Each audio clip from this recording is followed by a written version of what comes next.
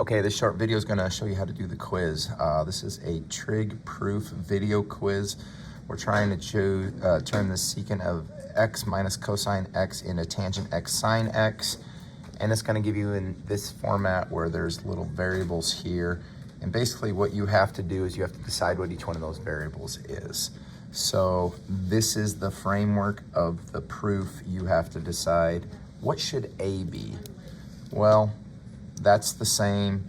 That got, secant. Secant is 1 over cosine. So there'll be a little drop-down menu by here.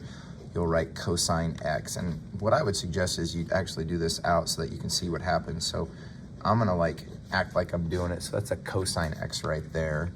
And now I got 1 over cosine. I got 1 over, well, I think on B, cosine probably stays cosine x.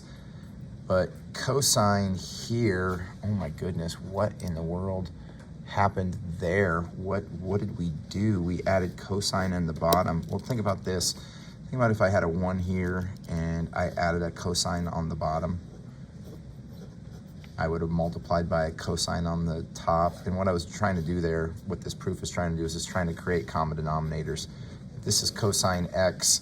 And I put cosine on the bottom. This right here, the c value would be cosine squared x. So we'll keep going. Now what they did was they added the two fractions together on the next one. So they put, again, this is cosine squared x. I just figured that out.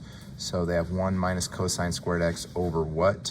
Well, over the common denominator of cosine x. So that goes there.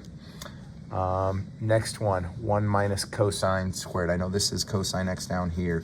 1 minus cosine squared is something. Well, that e value, that something is sine squared x. Again, there'll be a little drop-down menu.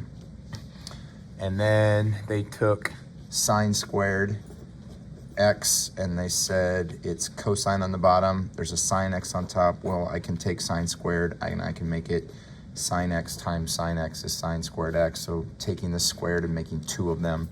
So my f value is sine x.